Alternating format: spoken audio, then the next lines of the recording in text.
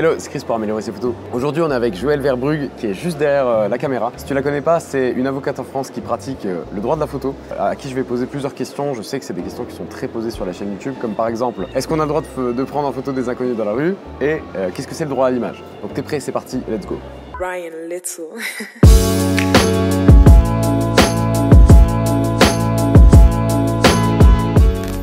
Salut Joëlle. Salut. Ça va? Oui, ça va et toi? Ouais. Déjà là, on est au salon de la photo en novembre 2018. Et c'est le dimanche, donc il y a déjà un petit peu moins de monde, on est un peu tôt. Et donc voilà, et donc pour me présenter, en fait, moi j'ai deux casquettes. Je suis à la fois photographe, enfin auteur-photographe, donc avec un statut d'artiste, mais aussi avocate, parce que personne n'est parfait. Et donc entre ces deux activités, j'ai créé un blog qui s'appelle Droit et Photographie. Et je publie différents articles, bouquins, etc.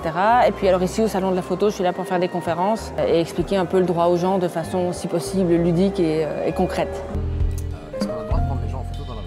Alors oui, on a le droit de prendre des gens en photo dans la rue. Pourquoi? Parce qu'il y a un principe fondamental dans une démocratie qui est le principe de la liberté d'expression. Et dans cette liberté d'expression, on range aussi la liberté d'expression artistique. Et en vertu de ce principe-là, la Cour d'appel de Paris, dans un arrêt dont je t'ai parlé il y a un instant, concernait une photo de François-Marie Bagné, qui est aussi photographe, même si on l'oublie parfois. C'était une photo qui avait été prise, qui représentait une dame sur un banc, qui tenait un chien en laisse et qui était au téléphone. Et cette photo avait été publiée dans un livre qui s'appelle Perdre la tête. Et la dame en question n'avait pas du tout apprécié de figurer dans ce bouquin. Donc elle avait assigné le photographe et l'éditeur en invoquant juste son droit à l'image et en disant pardon, qu'elle ne voulait pas figurer dans le bouquin, qu'on lui avait violé sa vie privée, etc.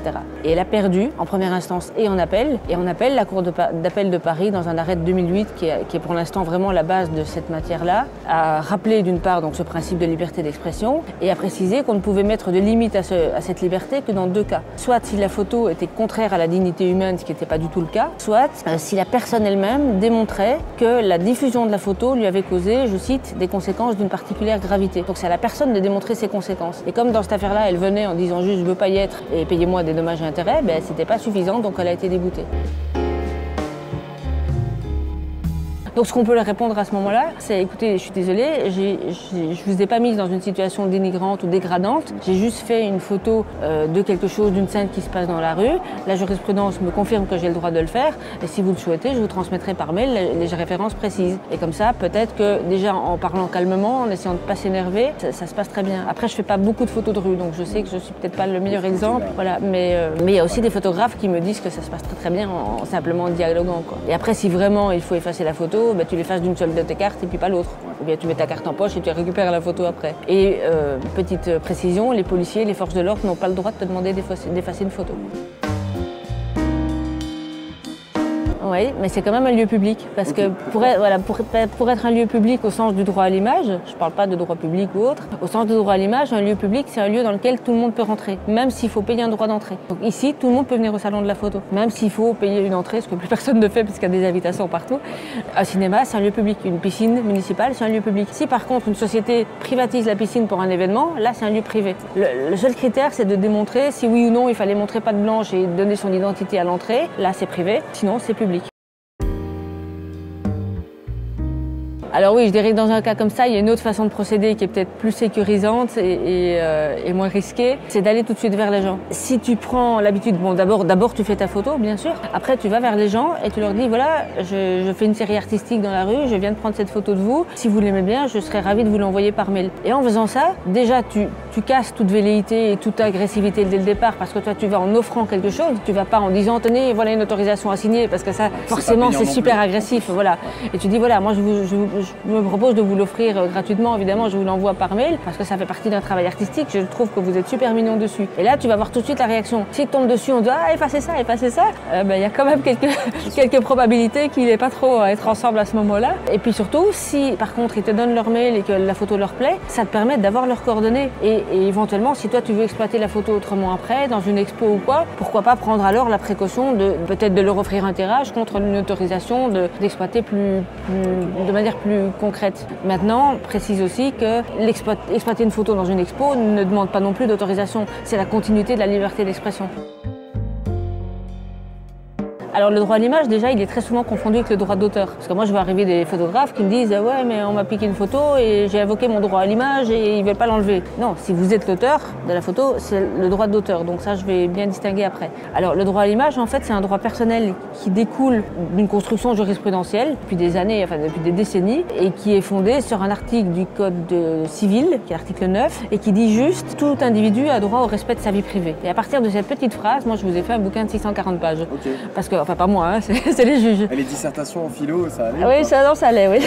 Ça allait très bien. Et c'est juste pour dire qu'en fait, le droit à l'image, c'est juste le droit, donc, pour une personne représentée sur une image fixe ou animée, de refuser la diffusion de son image dans certaines conditions.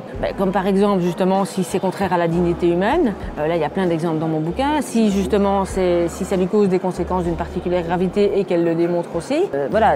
Et après, les juges vont apprécier différemment, selon que l'utilisation, elle est justement artistique, comme on disait avant, ou bien si c'est une utilisation commerciale, là c'est très simple, c'est jamais sans l'autorisation de la personne. Et la difficulté, ça va être de tracer la limite entre le commercial et l'artistique. Et donc la différence entre ce droit à l'image et le droit d'auteur, c'est que le droit à l'image, donc c'est un droit personnel qui découle du code civil, qui naît avec la personne et qui meurt avec la personne. Alors on peut invoquer entre guillemets le droit à l'image pour un proche décédé, mais en réalité c'est pas le droit à l'image qu'on invoque, c'est notre propre préjudice, qu'on appelle le préjudice d'affliction, parce que la diffusion de l'image de la personne décédée nous a causé un préjudice à nous. C'est un peu différent, mais on va dire qu'on englobe tout dans le même tas. Et le droit d'auteur, lui, il découle pas du code civil, il découle du code de la propriété intellectuelle. Il naît avec la naissance de l'œuvre, évidemment pas avec la naissance de l'auteur, et il meurt, enfin il dure jusqu'à 70 ans après le décès de l'auteur pour une partie des droits, et il dure aussi ad vitam aeternam pour les droits moraux, c'est-à-dire le droit à exiger qu'on mette le nom de l'auteur sur l'œuvre et le droit d'exiger qu'on ne dénature pas l'œuvre, qu'on ne la modifie pas.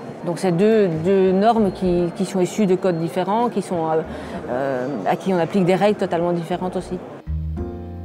Donc peut-on photographier quelqu'un dans la rue? Oui, car liberté d'expression, et c'est à la personne. Alors restreignez-vous juste quand c'est contraire à la dignité humaine et que ça l'est manifestement, et sinon c'est à la personne représentée de démontrer que la diffusion de la photo lui cause des conséquences d'une particulière gravité. Si elle ne le démontre pas, elle ne pourra pas obtenir la suppression de la photo. Et le droit à l'image, c'est un droit personnel qui a trait à la diffusion de son image et qui permet dans certains cas à une personne représentée sur une image de s'opposer à la diffusion de celle-ci, et les conditions pour s'y opposer sont fixées par la jurisprudence au fil des décennies en fonction de critères divers et variés.